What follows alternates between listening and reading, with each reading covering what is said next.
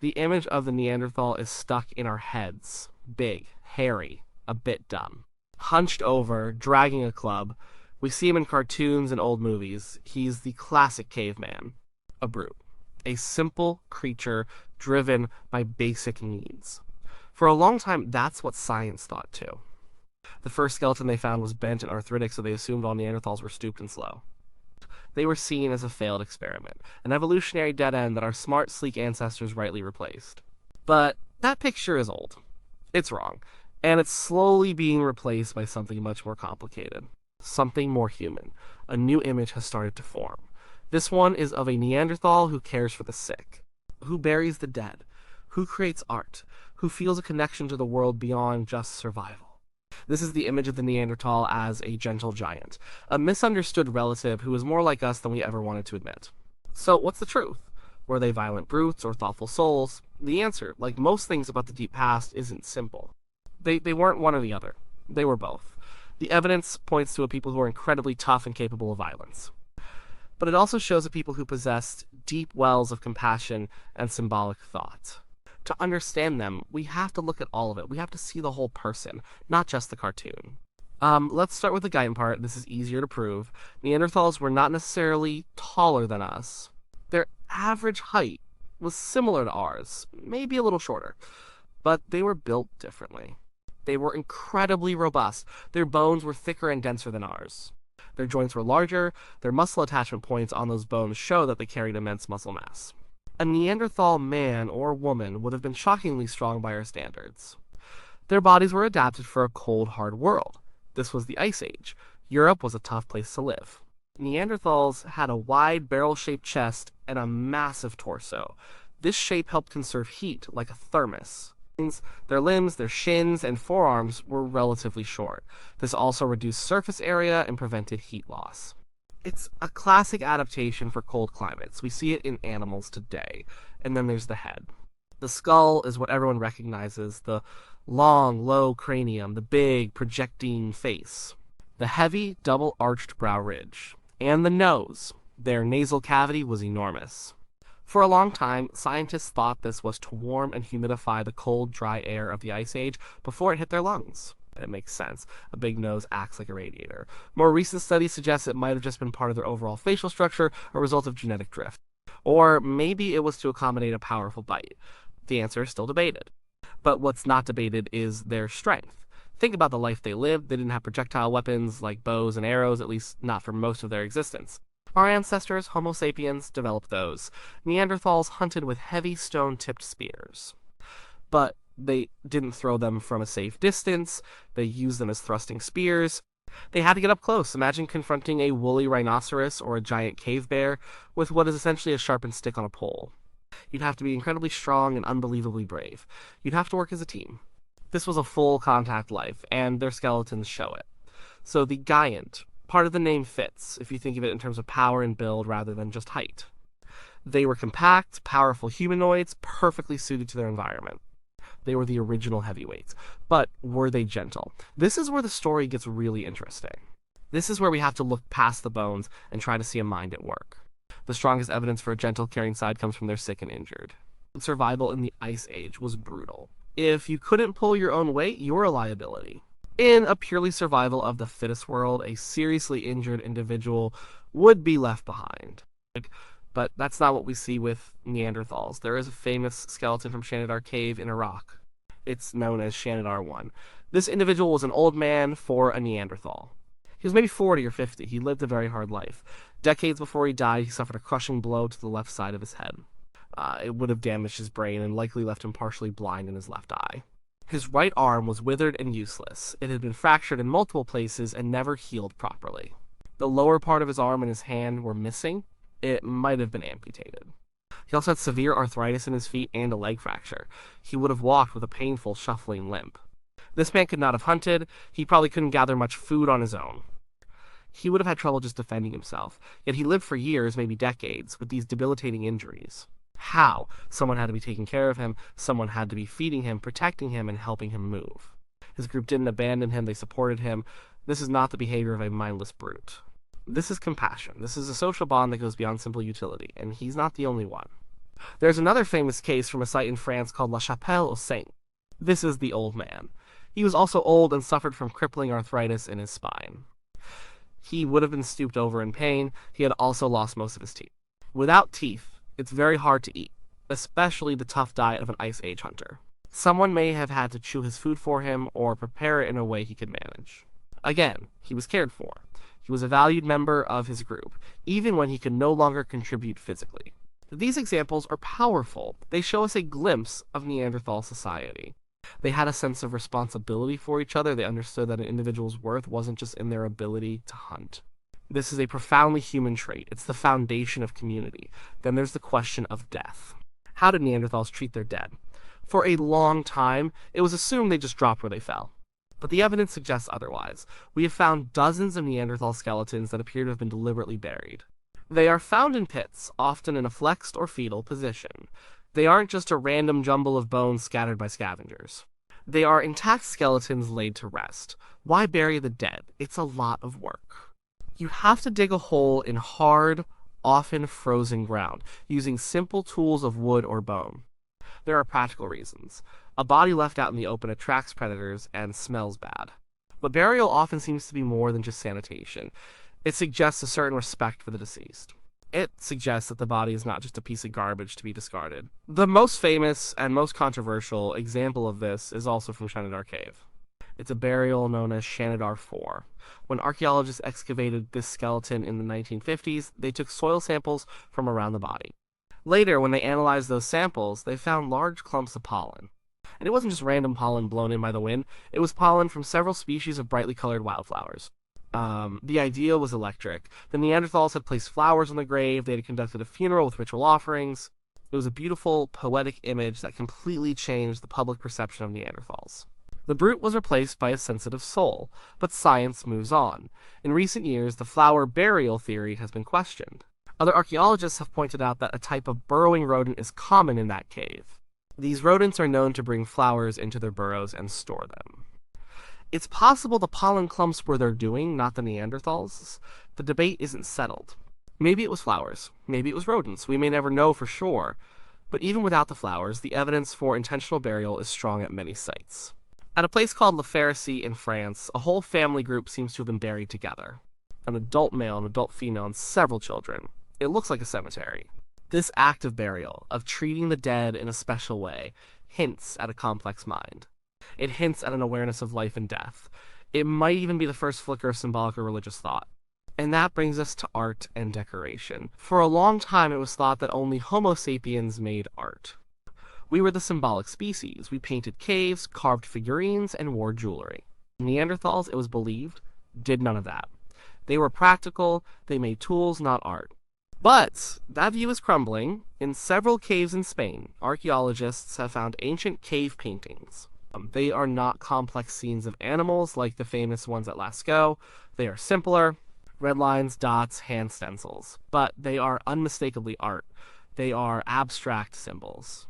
The amazing thing is their age. Using advanced dating techniques on the mineral crust that formed over the paint, scientists found that some of these paintings are over 65,000 years old. That's a crucial date. It's about 20,000 years before Homo sapiens are thought to have arrived in that region. If the dates are right, the only people who could have made them were Neanderthals. This is a revolutionary idea. It means Neanderthals were capable of abstract thought. They could create a symbol that represents something else. A hand stencil on a cave wall is a powerful statement. It says, "I was here." It's a mark of existence. And it's not just cave paintings. At Neanderthal sites, we find other hints of symbolism. They collected eagle talons. They are some of the most powerful predators of the sky. The talons have cut marks on them, suggesting they were carefully removed from the bird. They may have been worn as pendants on a necklace. This isn't about food, it's about adornment. It's about wearing a symbol of power. We also find shells, sometimes with holes drilled in them that were brought from the coast far inland. And we find pigments, lots of them. Lumps of black manganese and red ochre. They were clearly grinding these minerals to make powders. What for? Maybe they used it as an adhesive to help attach stone points to spears. That's a practical use. But they might have also used it to paint their bodies or their clothing. The body painting is a universal human behavior. It's a way of communicating identity, status, and belonging. If Neanderthals were doing it, their social world was much richer than we ever imagined. All of this caring for the sick, burying the dead, creating art, and wearing ornaments points to a complex inner world. It requires communication. You can't organize a mammoth hunt or teach a child how to make a stone tool with just grunts and gestures. You need some form of language. Could Neanderthals speak? This is another huge debate. For years, the consensus was no. Their voice box was thought to be positioned too high, limiting the sounds they could make. But then in the 1980s, a crucial discovery was made at a site in Israel called Kabara Cave. They found a Neanderthal hyoid bone. The hyoid is a small, U-shaped bone in the neck that supports the tongue and is essential for speech. The Neanderthal hyoid bone was virtually identical to a modern human's. Anatomically, they had the equipment for speech. And the genetics seems to back this up. Scientists have been able to sequence the Neanderthal genome from ancient DNA. They found that Neanderthals share a key gene with us called FOXP2. In humans, this gene is critical for the development of speech and language. The Neanderthal version is the same as ours. This doesn't prove they had language, but it means they didn't have a genetic barrier to it. When you put it all together, the complex tools, the cooperative hunting, the social care, the symbolic behavior, it's very hard to believe they did all this in silence. Their language might not have been like ours. It might have been simpler, more tonal, or different in ways we can't imagine. But the evidence strongly suggests they could communicate complex ideas to each other.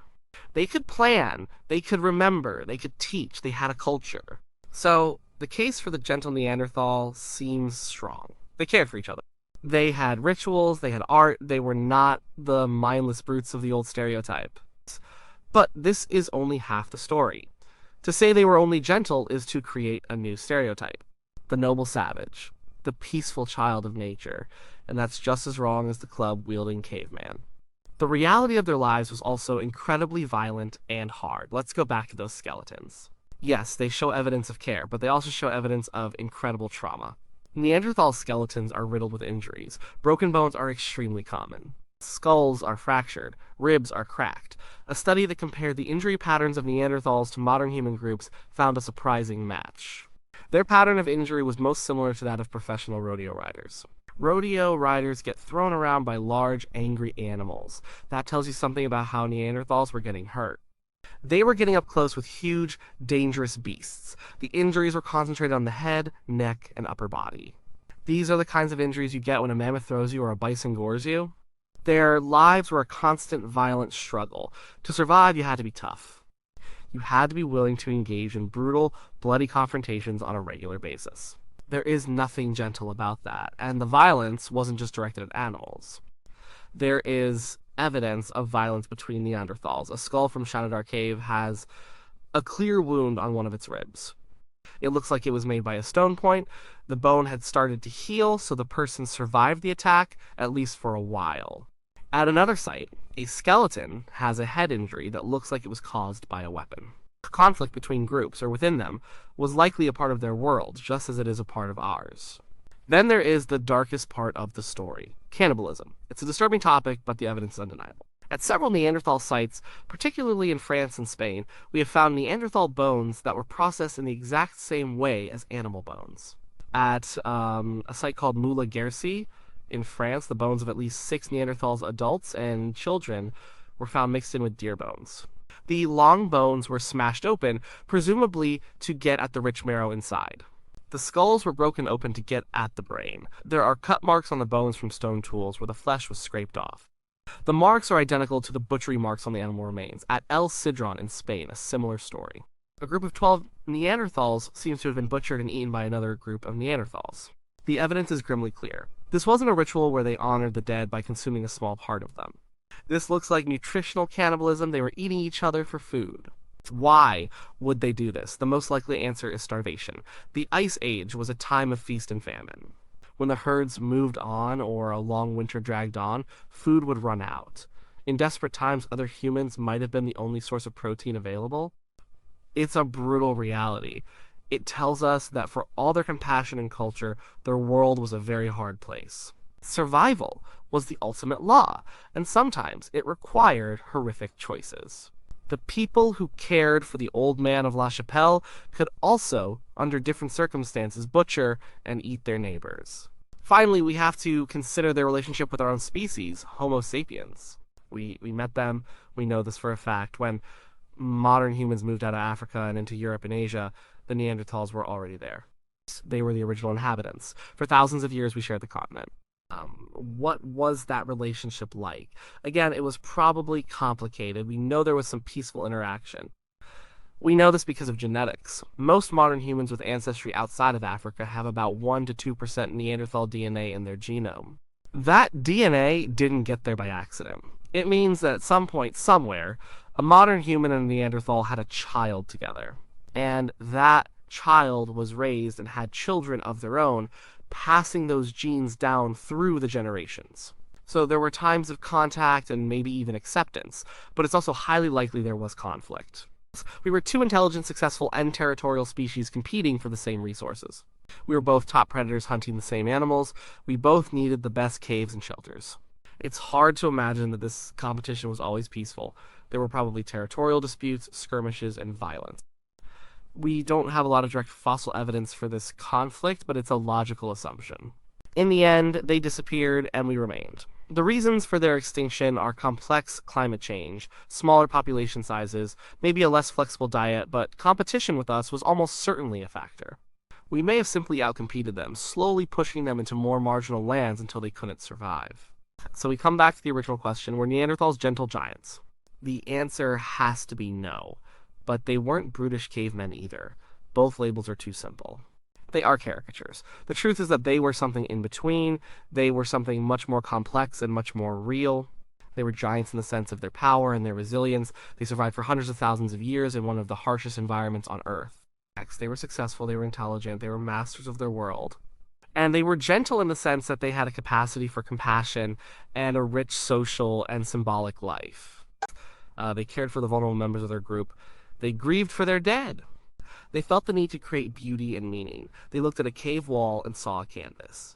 They looked at an eagle's talon and saw a jewel. But they were also capable of shocking brutality. They lived a life of violent confrontation with nature. They fought, and in the worst of times, they ate their own kind. This shouldn't be surprising. This mix of compassion and violence, of tenderness and brutality, is not unique to them. It is profoundly human. We see the same contradictions in our own species, in our own history, and in ourselves. We build hospitals, and we wage wars, we write poetry, and we commit atrocities. We are capable of incredible acts of love and incredible acts of cruelty. Perhaps the most important thing we've learned about Neanderthals is that they were not an other. They were not a strange, dead-end monster. They were a variation of humanity. A different way of being human. Looking at them is like looking at a slightly distorted mirror. We see so much of ourselves, but in a different form. Their story forces us to ask what it truly means to be human. Is it about the shape of our skull, or our ability to make a certain tool? Or is it about our ability to care for someone who is helpless? Is it about our need to make a mark on a wall, to say, I was here? Is it about our capacity for both great good and great evil? The Neanderthals are gone. They exist only as fossils, stone tools, and a tiny percentage of our DNA. But the more we learn about them, the more they teach us about ourselves. They show us that there isn't just one way to be human. Their lost world was a complex one, full of love and pain, beauty and horror. They were not gentle giants, they were simply people living a hard life in a cold world. And that is a much more powerful and interesting story.